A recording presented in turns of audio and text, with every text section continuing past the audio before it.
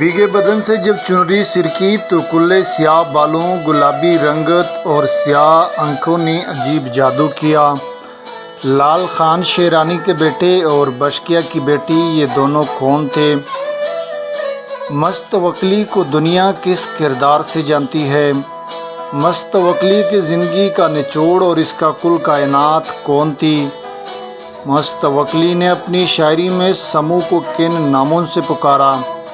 ऊंचे कद, गोरे चिट्टे और मोटी आंखों वाले कलवाड़िन कहाँ रहते हैं? ये जानना मुश्किल है कि मोहब्बत की इस देवी का लब क्या था। क्या 200 बरस कबल मरी कबीले में लब का कभी रिवाज मौजूद नहीं था? क्या समूह की कौम की अक्सरियत आज भी पापोश से महरूम है? क्या वाकई समूह और मस्त मोहब्बत के धागे में परोकर आम लोग नहीं हैं? मस्तवकली पेशे के लिहाज से क्या थे और समूह की ख़ानदान क्या करते थे? बुलबुल बलूचिस्तान का खिताब किसको मिला था? वतन और मोहब्बत के शायर कौन कहलाते थे? मस्तवकली औरतों को समूह की रियाया क्यों समझते थे? मस्त ने हज के दौरान क्या क्या किया था? मस्तवकली के दरगाह से लोग क्या ले जाया करते हैं? अस्सलामुअलैकुम, मैं हूं तबस्सुम जलाली और आप देख रहे हैं मेरा यूट्यूब चैनल तारीखनाक। आज की तारीखनाक आपको मस्तवकली और समूह की मोहब्बत की तारीखी रोमानवी दास्तान से रोशनास कराएगी। लेकिन इससे पहले कि अगर आपने अभी तक मेरे यूट्यूब चैनल को सब्सक्राइब नहीं किया तो सबसे पहले चैनल को सब्सक्राइब कीजिएगा और इसके बाद इसके बेल आइकन को दबा दीजिएगा ताकि हर आने वाली वीडियो की अपडेट्स आपको बर वक्त मिल सके। तो अब आइए चलते हैं तफसील की जानिब।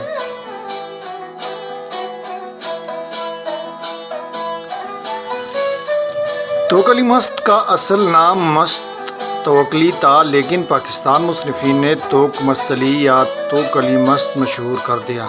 अगरचे बलूचिस्तान की आवाम में आप अब तक मस्तवकली के नाम से जाने जाते हैं और समूह इनकी ज़िंदगी का मुतबर हवाला है जिस पर मस्तवकली आशिक थे।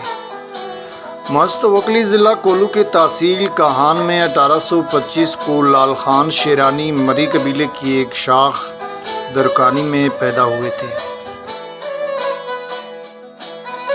मस्त ने अपनी शायरी में अपनी समूह को समी, समूह और सुमल जैसे प्यार के नामों से भी पुकारा। समूह बलोचों के मरी कबीले में कटवाणी शाख से ताल्लुक़ रखती थी। ये कबीला आबादी के लिहाज मरी का सबसे बड़ा कबीला है और इस कबीले की तसर्रुफ में मरी के इलाके का सबसे बड़ा रकबा भी है। ऊंचे कद वाले, गोरे चिट्टे और मोटे आंखों वाले कटवाणी ये लोग मरी कबीले में गालबन सबसे खूबसूरत लोग हैं। ये लोग मवेशी पालते हैं और ज़्यादातर दरियाए बेजी के किनारों में काश्तकारी करते हैं। दीगर कबाइल की तरह मरी कबीले का ये ज़ैली फ़िरका भी बहुत डिसिप्लिन वाला है। समूह के वालिद का नाम बशकिया था, बख्शा हुआ निजात याफ्ता। समूह के एक भाई का नाम भी मालूम हो सका जिसे दिलमुराद कहा करते थे। ये कलवाणी खातून मरी के एक और ज़ैली कबीले परोई में दलाज़ई सजवानी ताइफे में बेरोग नामी एक शख्स के साथ ब्याही गई थी। ये जानना मुश्किल है कि मोहब्बत की इस देवी का लब यानी कीमत क्या थी और नहीं ये मालूम हो सका है कि इसके लब की रकम बेरग ने नकद अदा की थी या फिर वो माल मवेशी के पराए घर रवाना की गई थी। मस्त की शायरी में शायद लब का तस्वर मौजूद नहीं है, तो क्या मरी कबीले में 200 बरस कबल लब मौजूद नहीं था? क्या ये कभी रिवाज बाद में आया था? मरी के परोई ज़ात के बारे में ये बता दूं कि ये तादाद के एतबार से कोई बहुत बड़ी शाख नहीं है। अपने दीगर हम कबीला मरियों की तरह ये लोग भी बेड़पाल मईशत से वाबस्ता हैं और खुश्क आबा की काश्तकारी भी करते हैं। इनका इलाका मावन से 25 से 30 मील मशरिक़ की जानिब है। सच्ची बात यह है कि इस कबीले में ख्वाह जितना मशहूर और मारूफ इंसान पैदा हो, समूह जितना बड़ा नहीं हो सकता। جس وقت مست کی سمو سے جان پہچان ہوئی اس وقت سمو اپنے والدین کے گھر میں کوئی انبیائی دوشیزہ نہ تھی۔ وہ تو اس وقت ایک شادی شدہ گھر بار والی خاتون تھی۔ روایتی سمو اور بیورف کا ایک بیٹا بھی بتایا جاتا ہے جو لڑکپن میں ہی مر گیا تھا۔ کہتے ہیں کہ ان کی 2 بیٹیاں بھی سندھ میں محنت کش مریوں میں بیائی ہوئی تھیں۔ سمو 19ویں صدی کی بلوچ عورت تھی۔ وہ کیا کرتی تھی، کس طرح زندگی گزارتی تھی؟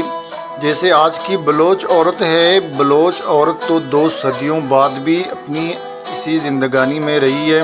لوگوں، سمو اب تک چرواہا ہی ہے۔ جی ہاں، مرشد سمو کو 200 برس گزرنے کے بعد بھی اس کی رعایت کا بڑا حصہ مال مویشی چراتی ہے۔ انہیں پینے کا صاف پانی گھر میں نصیب نہیں اور وہ اب بھی دور دراز فاصلوں سے گندا اور کیڑوں اور جراثیم سے آلودہ پانی مشکیزوں، گھڑوں، بالٹیوں میں سر پر رکھ کر ڈو کر لاتی ہیں۔ آج بھی سمو کی قوم کی اکثریت پاسپورٹ سے محروم ہے اور ننگے پیر بھیڑ بکریوں کے پیچھے ٹوکرے کھاتی رہتی ہیں۔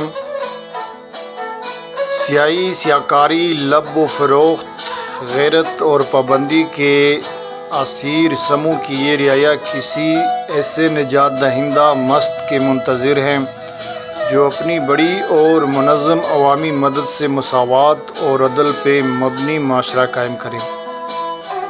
سمو کی رعایت کے گلے میں ابھی بھی کوئی برگڑی نہیں ہے، اس کے ناک میں سمو کی پھلڑی ابھی بھی نہیں ہے، اس کے سر پہ چنری اور پاؤں میں جنڑی نہیں ہے۔ یہ سب علامتی خواہش مست اور اس کے پیروکاروں کے دل میں ہے۔ مست توکلی کی محبت میں بن کر سمو کا مقام ایک عام عورت کا نہ رہا۔ توکلی بھی پھر عام توکلی نہ رہا، وہ سمو بیلی بن گیا۔ ابتدائی 10-12 برسوں کے لڑکپن کے جوانی میں ڈلنے کے بعد ان دونوں کے آئندہ زندگی انفرادی زندگی کی بجائے ان کی مشترکہ داستان بن گئی۔ مست توکلی کے بارے میں کہا جاتا ہے کہ وہ 28 سال کی عمر میں سمو نامی ایک خاتون کے عشق میں گرفتار ہو گئے تھے۔ انہوں نے اپنے عشق کے لیے سب کچھ چھوڑ دیا اور شاعری شروع کر دی۔ بچپن سے بکریاں چرانے کے شعبے سے منسلک رہے اور اپنے اس پیشے کو بڑی فخر سے بیان کرتے تھے۔ اس کے علاوہ یہ شکار کے شوقین تھے۔ بعض لوگ توکلی مست کی بجائے توکل کرنے والا مست توکلی کے نام سے یاد رکھتے ہیں۔ شہباز قلندر، سخی سرور، ڈیرہ غازی خان، شاہ بہاؤالدین ملتان کے علاوہ کئی صوفیاء کے مزارات پر بھی حاضری دے چکے ہیں۔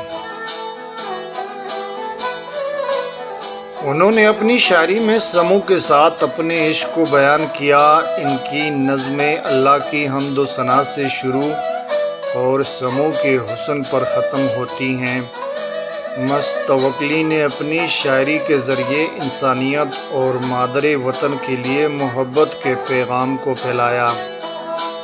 ان کی شاعری میں صوفیانہ رنگ جھلکتا ہے۔ وہ بلوچوں کے لیے ان کے دل کی آواز اور ان کے روایات و اقدار کے امین نظر آتے ہیں۔ یہ وجہ ہے کہ انہیں خاص و عام بلوچستان میں بلبل بلوچستان کے خطاب سے پکارتے ہیں۔ مست توکلی معاون میں گائے چرایا کرتا تھا۔ ایک دن اپنے دوست کے ساتھ وہ معاون سے رسترائی جاتے ہوئے طوفانی بارش کے زد میں گر گئے تھے۔ شکار ڈھونڈتے ڈھونڈتے وہ بارش کی زد میں جوں ہی آ گئے تو انہوں نے قریبی ایک خیمے میں بارش سے بچنے کے لیے، جسے بلوچی میں بلک کہتے ہیں، وہاں پہ ایک خیمے میں پناہ لینے کی کوشش کی۔ یہیں سمو کا خیمہ تھا۔ سمو نے بلوچ روایت کے مطابق انہیں چٹائی بچھا کے دی اور خود خیمے کی تنابیں کھینچنے لگی۔ سامان اور خیمہ بچانے کی جستجو میں بارش میں بھیگے بدن سے چنری سرک گئی۔ کھلے کالے بالوں، چہرے کی گلابی رنگت اور سیاہ آنکھوں نے مشترکہ جادو کیا، اور مست ہمیشہ کے لیے سمو میں پیوست ہو گیا۔ بادہ بر زلف تو آمد شد جہان بر من سیاہ، ہوا تمہارے بالوں پہ آئی اور جہان مجھ پہ سیاہ ہو گیا۔ خواہ پتھر کے بنے توے پر ہی کیوں نہ بنی ہو روٹی، روٹیاں تو لذیذ سمو کے ہاتھوں کی پکی ہی ہوتی ہے۔ اسے دیکھ کر دیوانے بے ہوش ہو جاتے ہیں، دونوں ہاتھوں میں مندریا شعلوں کی طرح فرزا رہتی ہے۔ سمو تمہاری باتیں ایسی میٹھی ہے جیسے سحرگاہ میں بجتا ستار۔ سمو کے گلے میں برگڑی نامی بلوچی ہار ہے، فلک بوس چٹانوں پہ اگی ہوئی لونگ کی ڈالی ہو جیسے۔ محبوب شہد کا وہ کٹورا ہوتا ہے جس سے شہد کی مکھیاں اس کے آس پاس بھٹکتی ہیں۔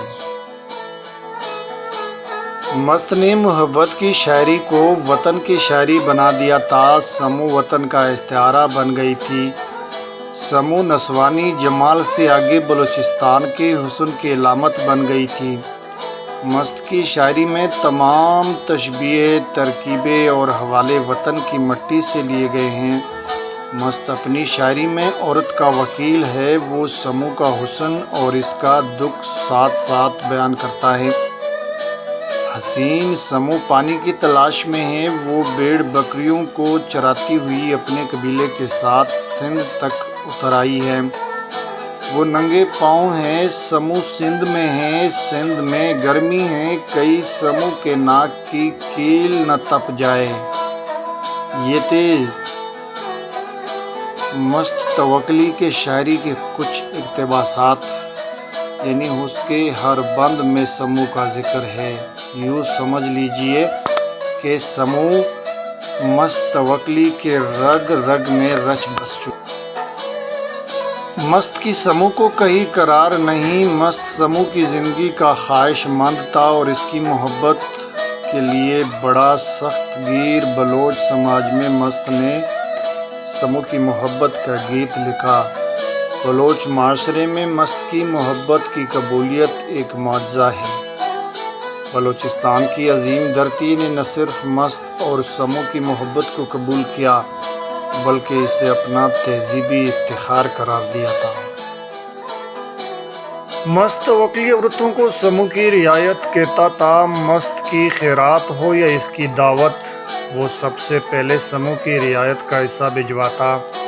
اس کی محبت کی قبولیت کا یہ عالم تھا کہ لوگوں کے مال مویشیوں میں مست کے نام کے جانور ہوتے، کہ جہاں مست پڑاؤ کرتا لوگ قطار در قطار جانور لیے پہنچ جاتے اور خیرات کرتے تھے۔ مست جوا بھی کھیلا کرتا تھا اور ایک بار داؤ میں اپنا لباس بھی ہار گیا۔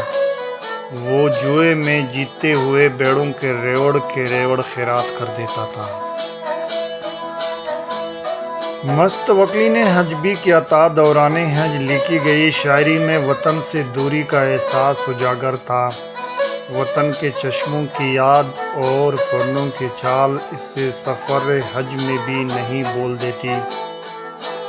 وہ بلوچ معاشرے میں اتنا صاحب اعتبار تھا کہ چھوٹی زرین کی لغاری سرداروں کے گھر کی عورتیں اس کے کپڑے دھویا کرتی تھی، اور وہ کسی بلوچ سردار کا مہمان بنتا تو وہ سردار اپنے نصیب پر رشک کرتا تھا۔ اس کی قمیص نواب اکبر بگٹی کے ہاں کپڑے کے پوشوں میں ڈھکی رہی اور اس کی زیارت نصیب والوں کو حاصل ہوتی تھی۔ وہ سمو کی محبت اور اس کے اصول میں اس قدر دیوانہ ہو چکا تھا کہ اس نے در در کا خاک جاننا، بہت سی جگہوں کی اس نے سیر کی، حتیٰ کہ وہ ایک دفعہ دہلی پہنچ گئے تھے۔ وہاں پہ انہوں نے مجنون سمجھ کے اس کو تانے میں بند کر دیا تھا۔ اس کی درگاہ پر زائرین کی طرف سے روزمرہ انسانی ضروریات کی چیزیں، چینی، چائے، گوری، ریزر وغیرہ رکھنے کا رواج ہے، جہاں سے ضرورت مند اپنی ضرورت کے مطابق چیزیں لے جاتے ہیں۔ 1848 کی جنگ کے زمانے میں کمسن مست توکلی قبائلی جنگوں کی اماجگاہ بنے تھے۔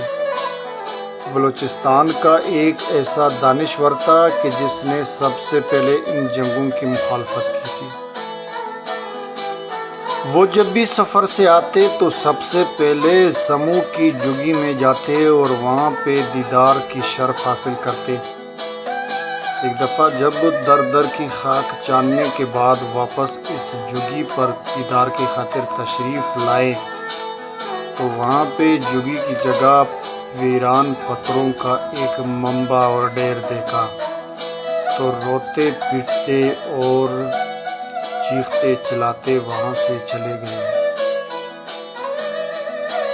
وہ شروع میں خود ان جنگوں کا حصہ رہا، لیکن بعد میں تلوار پھینک دی اور جنگ کے خلاف مؤثر ترین آواز بن کر ابھرا۔ یہی وجہ ہے کہ آج بلوچستان کا تعارف نہ کسی بلوچ سردار کی ناموس ہے اور نہ ہی کسی قبائلی جنگ کی کامرانی، بلکہ اس سرزمین کا اعتبار مست توکلی اور اس کی شاعری سے قائم ہے۔ سمو کو اس دنیا سے پردہ کرنے کے بعد توکل علی مست خود بھی 15 سال زندہ رہے اور اس کے بعد اس دار فانی سے 1892 کو کوچ کر گئے۔ یہ تھی سمو اور مست توکلی کے محبت کی داستان، جو کہ ایک دوسرے کے لیے محبت میں امر ہو گئے تھے۔